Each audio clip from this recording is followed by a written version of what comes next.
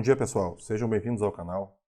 Começaremos aqui com noção de conjuntos e noção de elementos.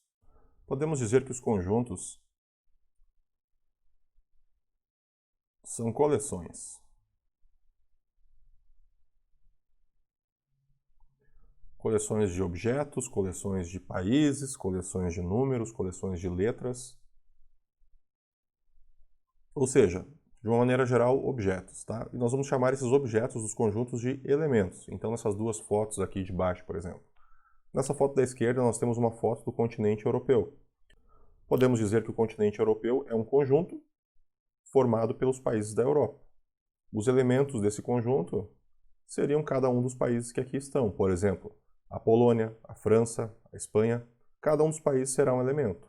Nessa segunda foto aqui temos uma coleção de pedras coloridas. Então podemos dizer que temos um conjunto formado por pedras coloridas, onde cada elemento desse conjunto será uma das pedras. Por exemplo, a pedra amarela será um elemento, a pedra vermelha será outro elemento, e a pedra preta um terceiro elemento, e assim por diante. Mas precisamos representar tudo isso que estamos falando de maneira escrita, né? Nós temos três maneiras para representar conjuntos. A primeira é por citação, a segunda por diagramas e a terceira por uma propriedade. Antes de nós começarmos com as descrições aqui, eu vou colocar 4 símbolos aqui em cima que são importantes que a gente saiba. O primeiro deles é esse ezinho arredondado, que significa pertence. O segundo símbolo é o ezinho arredondado com um traço no meio, que significa não pertence.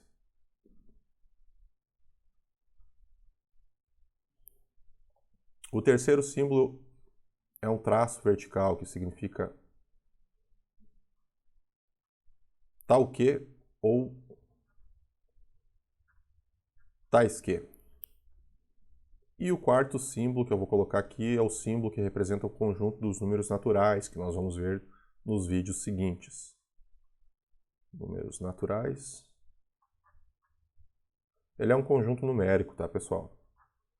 Ele é esse conjunto aqui, ó, formado pelos números inteiros positivos. Ou seja, 0, 1, 2, 3, 4, 5, 6, 7 e assim até o infinito. Reparem que eu disse inteiros positivos, mas eu coloquei o zero. Alguns autores consideram o zero fazendo parte do conjunto dos naturais e outros não. Na literatura para ensino médio, praticamente todos utilizam o zero, então nós vamos utilizar aqui também. A primeira maneira de representar os conjuntos é por citação, que é exatamente como nós representamos o conjunto dos naturais aqui, ó. Então vamos escrever outro conjuntinho aqui. Vamos escrever o conjunto A, que é composto pelos elementos 1, 2, 3 e 4. Reparem que os conjuntos eles são sempre representados por uma letra maiúscula, eu fiz o A maiúsculo aqui, e os elementos, na forma de citação, ficam dentro de chaves e separados por vírgula. Então, neste conjunto aqui nós temos 4 elementos, o elemento 1, o elemento 2, o elemento 3 e o elemento 4. Perfeito? Vamos representar agora este conjunto aqui na forma de diagrama. A gente representa assim, ó. O diagrama ele é feito com um laço fechado, tá? Ele não pode ser entrelaçado, não pode ter nós, ou seja, eu não posso fazer o laço na forma de 8 aqui, ó, porque tem um nó aqui, tá? E a gente coloca os elementos aqui dentro do laço, ó. Então a gente coloca um pontinho e o elemento. Pontinho, segundo elemento. Pontinho, terceiro e pontinho, quarto. Tá ok? Podemos representar também esses conjuntos por propriedade. Como é que a gente representa por propriedade, pessoal? A gente faz assim, ó. A gente diz que o conjunto A é composto pelos elementos X, tal que, ó, olhem o símbolo que nós colocamos aqui em cima, ó, tal que X é, daí escreve aqui a propriedade. Ah, mas o que é essa propriedade? Essa propriedade pode ser o seguinte: x pode ser par, x pode ser ímpar, x pode ser um número primo positivo, x pode ser maior do que um valor, pode ser menor do que um valor. Quer ver? Vamos representar aqui agora o conjunto A dessa maneira, ó. O conjunto A é composto dos elementos x, que pertencem ao conjunto dos naturais, tal que x é maior do que 0 e x é menor do que 5. Percebam que eu acabei de representar por meio de uma propriedade esse nosso próprio conjunto A aqui, ó. Olha os elementos que tem aqui, 1, 2, 3 e 4. Eles pertencem aos naturais, que estão aqui em cima, são maiores do que 0 e menores do que 5. Eu posso representar isso aqui também, ó, de uma forma um pouquinho mais elegante, assim, ó. Tá? Qual que seria uma outra propriedade para a gente descrever, por exemplo? O conjunto A a gente poderia escrever também assim, ó.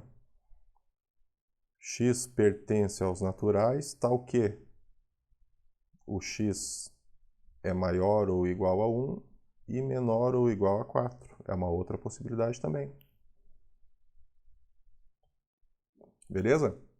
Vamos agora para a relação de pertinência. A relação de pertinência, pessoal, ela nos diz simplesmente se um elemento pertence a um conjunto ou se ele não pertence. Ou seja, nós vamos usar estes símbolos aqui, ó, na relação de pertinência. Esses dois símbolozinhos aqui. E a gente relaciona um elemento e um conjunto. Tá? Então vamos fazer esses 4 exemplos aqui de baixo. Ó, o elemento 1, ele está dentro aqui do conjunto A, está dentro das chaves? Sim, está aqui, né? Então dizemos que o elemento 1 pertence ao conjunto A. E o 3? O 3 também está. Então o elemento 3 pertence ao conjunto A. E o 7? O 7 não. Então o 7 não pertence, a gente faz o símbolo de não pertence. Da mesma maneira, o 10 também não. O 10 não está dentro das chaves, ele não pertence ao conjunto A. Beleza? Pessoal, se esse material te ajuda, deixa o like no vídeo, se inscreve no nosso canal, compartilha com os teus amigos que estão estudando também, que têm dificuldade, que vem bastante coisa boa por aí. Até a próxima aula.